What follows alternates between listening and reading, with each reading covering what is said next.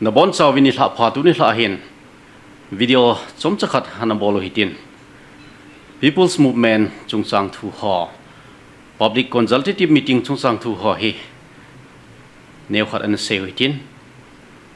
tulai hi KSO general headquarter in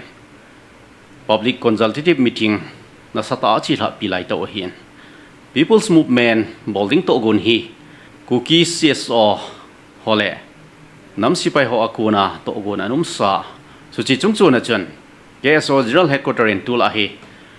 people's movement bolna dinga public consultative meeting mi pi ho deidan ngai dan la khomna chule mi pi ho hinga KSO general headquarter in ato gun ho hon do na ha ta chi hla pilai to hin mun thuma a hin bolta win tuni kho chu ali chan aningen M Songel community hall muna an chi hla piovin public consultative meeting a chun CSO leader tam ta zong na pangin mi pi tam ta ani ki khom khomen lungel ngai dan se khom na chule to gon sim na kin gon chana chi hlain hichi people's movement hi thilneo hi pon people's movement hi mo bol jing the jong hi pon people's movement hi mo lol hin jing ding jong hi lo hin aji chu hi chi hi phata Kigontupna phata masat na ngayen mundang gam danga people's movement ki bol ho to ai ho condition jong hong ki bang lo mai the ai ho din mun to mi din mun jong ki bang lo ding hin hi chiong hi het hi mo ngayen people's movement ipat masang phata study bol masarwa phata to gun isim diu hi ngai ma jing ding in akilangin people's movement bolding ki go hi lamkai hon itabanga to gon asi muham ai lo le itabanga panla ding ti a road map ki che ta asi muham cho ki che ten phon do hi lai jong le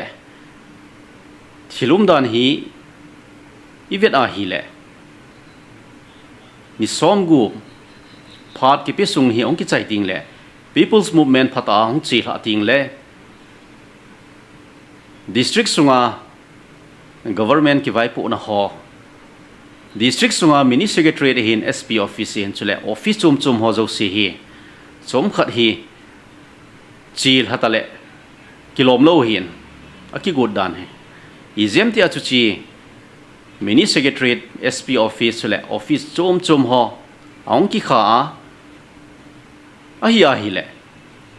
non violence kiti thagum solowa Kiphinna bolding kiti zongle security force on thagum hin manding cho alo thelo het sa hin Chamdel in Kiphinna ko bole kiti hen lang office maila in gate maila office maila in dim setting ki to hen lang en thagum solo ding ki go zongle security force on hunama office honte ding hin god dingo mi pi ho no che na dinga hi zat chum chuma pan hin la ding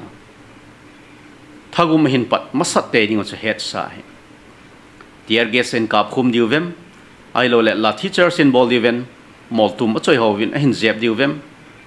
thagum a hin pat te ding cho security force ho ading azong alo thelo khat hi hizi chun non violence a Kiphinna bolding itiwa hi le sit in protest ham peace rally ham ipi ham khat a hi lo nga la hi le iti a government administration tu tang ding kham tang ding ti ho ong pon kha ai lewang chu thagum hong ki pan te ding thagum ki pan nom lo zong le a lo thelowa thagum a hong ki le thuk ting le thagum ong chi la ding chu a lo thelo kha da hi ai ho hi mi nga mi go ki su tu zong le control ha sa te hi wen security force a ho ko na thagum hong ki pat ting le Kiphinna bola pang ho go thang chapang izanam khanin jong lam kai ho nop thu da thum lowa thagum hin pat kha ding so chiong hi alo thelowa gial diwa kadi sa kha hi alanga thagum hong ki pat ting le ki su kha no mintin to sena tam ta thungin tin thina man na chan ge jong hin to thina alai hi ji hen phata gel to chet masat wa ngai hi ji hen hi chi people's movement hi phadom sung hen sim chai te ding he go hitin ke so general headquarter in zong pan la na ho hi in zomjing muntin gamtina grassroots level changaya hi people's movement a pan la ding dan hole people's movement angai kho dan apoi mo dan ho hi mi pi ho in hil them saleo chutile people's movement hen lang ipi bowling zong leo hen lo thin ding a hin phati cha Kigontupna ni wa Kiphinna a hi in ai lo le ipi bowling zong leo hen to gon ki su ta sim sa hi le I lo thin lel na diu zong di pon thagum ga pat khela lo thin zong hi di pon a hin la I thil thum khat chu I thum na ten ai gel kho pi na dinga chu Kiphinna zong hi za chum bol ngai ji mong hin hi ji hin people's movement phata ang chil ha Kiphinna phata in bol ting ole I masang wa hung thlung ding a se hen lang a pha hi zong le to a ko na hi I gel tu chet ma sat di hi ka dei sen thil pha wang su I mu lo hil ding hin thil se ki mai tu pi diu chu head sa hi ji chun thil se ki mai tu pi ting ole I thi pan la diu ham ti hi a remedy zo hi to a ko na hi asu dam na ding zo hi I gel ma sat diu hi ka dein hi ta wang thil so ong thun ting I thi pan la ding ham ti hi gel tu chet ma sat ding hi ka dein people's movement zo hi mo bol po tin a ji chu gam kai khat in a bola gam kai khat in he phalo ki tiwa chu lol hin lo hin people's movement bola bowling hi ta zong le mi khat vai sai na nuin mi khat mo po na nuin hi chi to goni ki chi la pi hen lang a command ball mi khat hen lang ama thu sa dung zui chun ki chat lo hen lang vet sa na in jing khole people's movement nidan hi zat ki panning hetai ti a hin phun do le kangui a hin ukrul lang a hin kamzong a hin cycle gam kai hin chule muntin gamtin ichi song pi chenau gam kai tingno pal Chamdel Herzol jirbam gam kai kuki chate chenau mun zo si a Kiphinna bol jeng theidinga he Kigontupna hi inei ding hi angai mama jingen people's movement phata hin bol tingole security force to na sata ai hum ki mai tu pi du cho alo thelo khat hi ta ji hen Kigontupna na sata ai nei diu ngai ka sa the jingen Kigontupna ka ti cho gale thu tin a hilo la hitin ga chat lo te ti na hi pon a hin la a thi mang tingole ipi loading ham abana iti himachal biding ham ti ho he to gon he se masading ka deyan security force to ki hadin te chana wa chu e hodinga man na zo hiding in kamu a thi mang ding a ki tong kha dim se ra ding he ji chun Kiphinna chu peaceful a hi thei chana peaceful Chamdel a Kiphinna chi la sa te ding hi itu pi pe no hi ding ka dei sen Kiphinna phata ang chi la a thi mang hum ting le people's movement lam kai ho so alo thelo fire hong ki bul khum ding izar ham khan hong ki man go ding izar ham khat ina mo to mo ang ki thla ding hina lai hi je chun hi chi people's movement hi kon hin lam kai ding ham kon hin lam kai ngam ding hinam ti zong hi gel tu se diu ka dei sen tua people's movement campaign hin bol Cookie students organization general headquarter ho hin hi people's movement hi hin lam kai diu ham a hi lowa hi le hi people's movement kon hin lam kai ding ham hi ki chi ta ai macha hi lain ipi hi zong le asunga to gon khat chum nan tin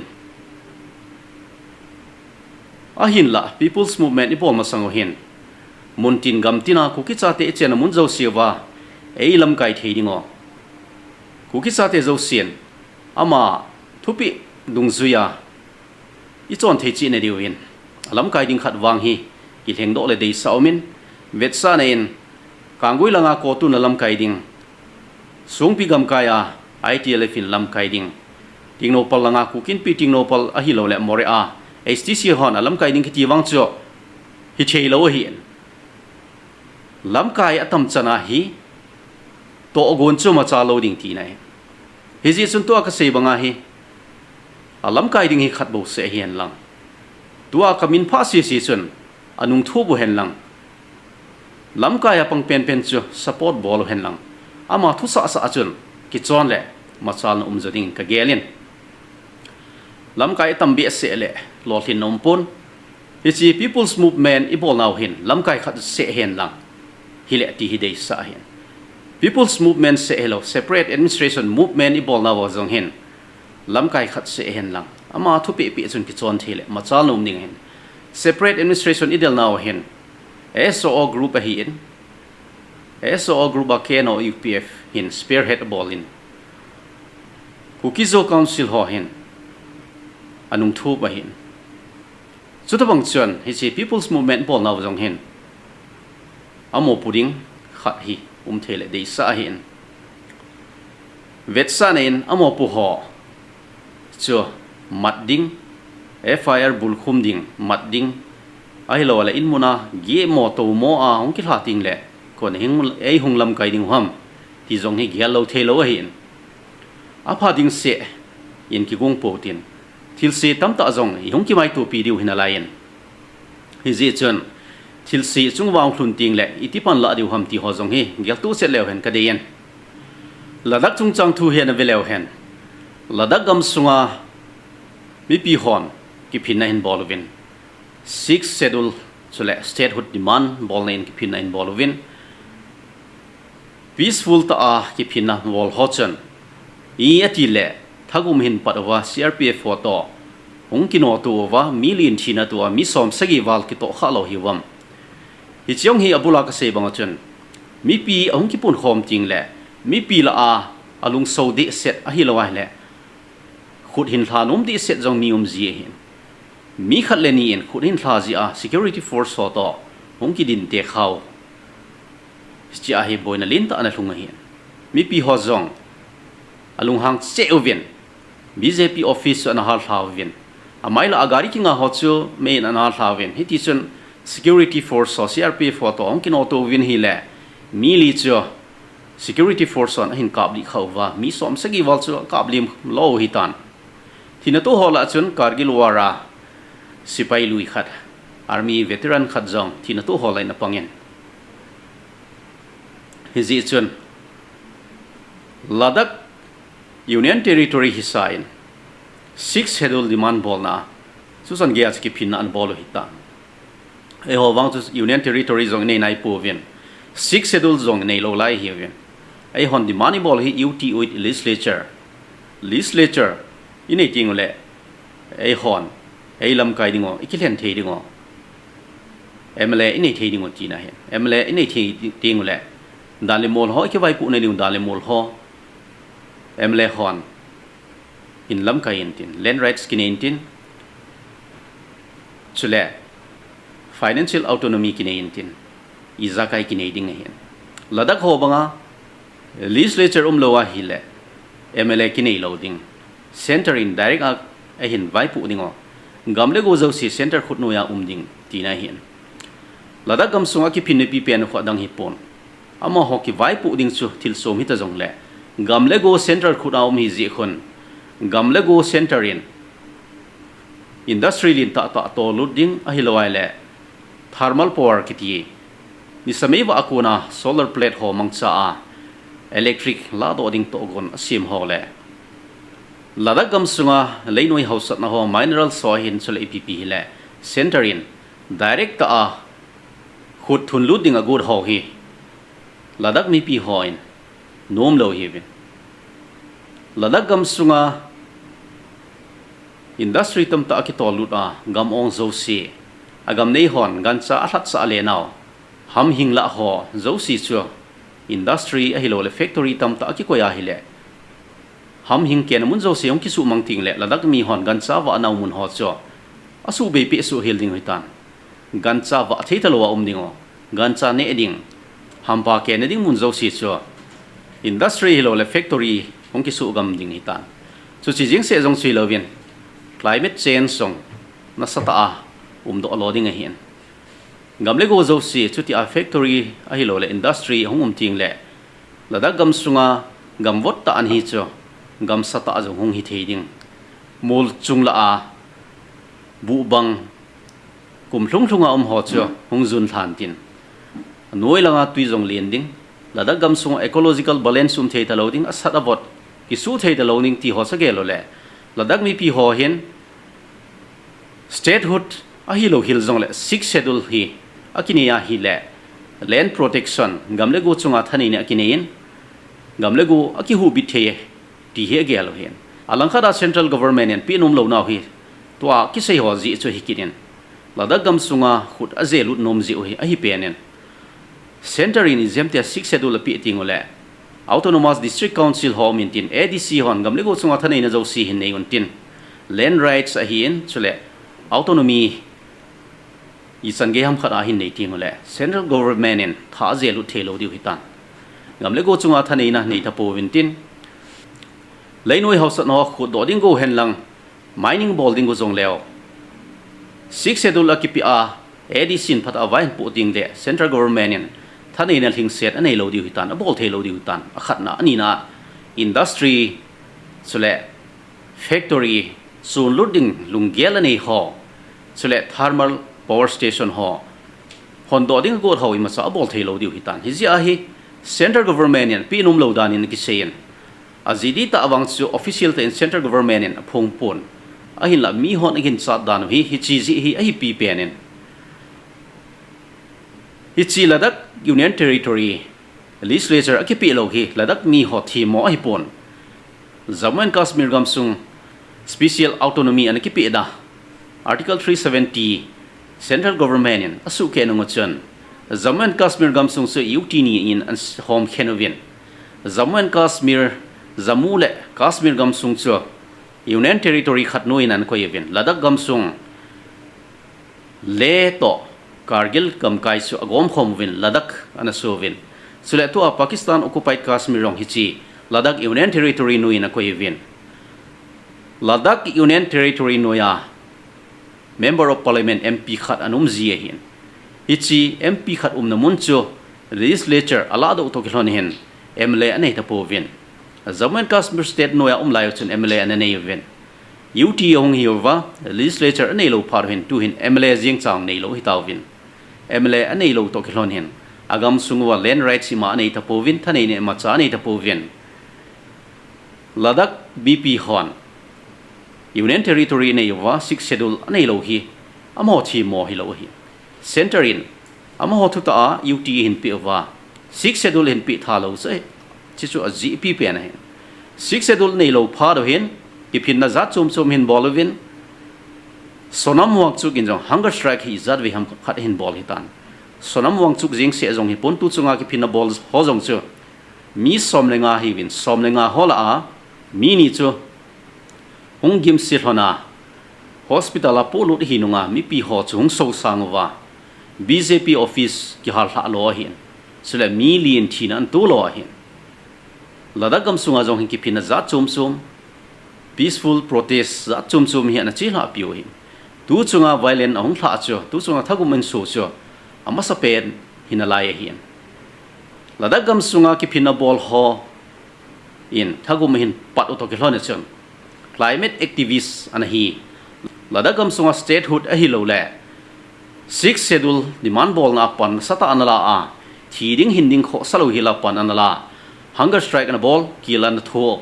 sonam wang chuk cho government in national security act NSA act ahin bul khumuvin Pakistan to agu galin akithu e tin ngo na lin ta hin bol khumuvin eresa bolovin amanovin tu hin Rajasthan gamsung Jodhpur central jela akoi lai tau hin hichi eresa bol nungu jong hin eres memo ima cha jong in kote epipovin azinuin gitanjali angmo kitinun alung phat mo na thu ho apun do na thu ho jong su news a ina seita vin news ngai jing hon in head ni ho hin azinu hin eres memo jong ekipipon ama national security act akibul khuma Pakistan to lingane ye agu galin akithu etia ngo na kibul ho cho adi poitin azinun don but na hin bolen sule sonam wangchu ki man na thu to ki saya court a case file bolding government challenge bolding ti hi to gon ane hi dan thu ho azinun an phun do hen I subject win an lut kit lew hen hichi people's movement alol hin na ding hi nami pite ho zo si khura ki ngama hin people's movement a alam kai pen wang cho nop thu da thum lo FIR so ane ding het sai people's movement phat achil ha le violent hite ding peaceful protest ki diso om ding su ta sanum be se pon thagu mung ki pating le alo thelo lam kai lu bo ho zo si fire mung ki bul khum ding to mo imu mo ang ki tharing chu alo thelo hi en hi ji hin lol thin ding ti wa hi le mi pi ho zo si khuda ki ngam hi sung pi gam kai ho khuda ki ngam hi pon more a ho bo khuda ki ngam hi pon Chamdel ting no palanga ho khuda ki ngam hi pon I bon chaw khuda ki ngam hi mele ho noya nom lo wa atum bi a separate a ki vai pu ding ide wa a hi le mi pi zo sien pan la khom diu ngai ding hi tu sung hi e hoin atum bi a ki vai pu ne ding a chance ne yo golden opportunity tabang kalwala chance soi hi lo ding hi tan hi tabang chance kum zakhat sunga zo hung nung talo mai the hi ji chun lo hinding ino wa hi le amita kip alin aneu asi sena nam adinga ponila di ngayen ponila nom lo wa hi le me thei noin ta nge ti wa hi le thu chom hin tin si chu hi lo wa me thei noya ding inup lo wa hi le pan ha ta ila di ngayen gale tu lo hong ki chaya me thei noya ki le wang cho me thei hon ki chep na a e nei ding su mu sa hin masanga bon chu chan ge ina noi siu hin gale tu la ki chai nonga yung chen khom ki wa administration khat noya le wang cho development works mala amo ho la jinga jong ho ki wa lut ngam ta ding in jong ta sanum pon office la ajong ga ki si jong le ei lim sa ta ding chu ta sanum pon ei hin chum bolding dan chu igel mai mai jong le lainat omma sai hi ji hin nampi ngai lu hiya nampi ma khoding gel ta be hiya hile people's movement hi alol hin te ne nga pan la ngai people's movement hi bola ki bol go ham I bola lam kai hon people's movement hi en kho sau ham hi chi hi an sei lew hen keno le UPF in government of India Minister of Home Affairs to sule government of Manipur to tripartite suspension of operation China Bolovin negotiated political settlement khat sim do ninga ki ho na neiding ti ato go na sim to kilonin kilol na nei to kilon hen political dialogue pat a hiding ngai hen hichi ithil thumo sei thap hin ninga political dialogue nei thei na dinga cho nammi piti akuna ai lo la CSO ho akuna pressure ngai hen CSO ho mi pi ho in pan hata ilo ngai hin political movement spearhead in ball keno le UPF hoto Minister of Home Affairs MHN political talks ani loina ding wacho langa hi e ho hin hata a inung thubo wa pressure i bol ngai pressure hat chana talks sugang ding talks agan chana ilung thubo mol so hiding iti a hi mo nga thowa hele MHN iti le ki ho pidinga ilap kai ho cha in coding nam ti a hi je a hi CSO hole KSO general headquarter hin sule kiloi khom na za chum ho en hi si people's movement hi alo thelo a hi ti a hin pu do hin KSO a hin namlam kai ho a hin sule thal soi ho hin choi lo ho a hin lam kai hon to go ne sim hi nung thup ding mi pi ho hi lol hin loading mi pi ho khuda ki ngam hin lam kai ho khuda ki ngam hi pui lol hin ding na no ma hi le hi chi political movement machal na dinga to gon hung ki sim hi chi people's movement hi a si a sen in into sort of wa lam kai hon thu hin pe tingole na sata support bolwa ki hon duma to mun Kiphinna hian la I to banga Kiphinna hi zong le panila chi diu ti hi gitit na nom pi pe no hian political movement bol now alol thinding dei be se ji a hi chi video hi hin ki sem hin khato angai ma za daum le ki he chi moi tin tu ni kho a I holim now chan hen lang pachinin ku ki nam pi phung vu hen lang ilung tu bo ei mol so pi taw hen ka ki pa e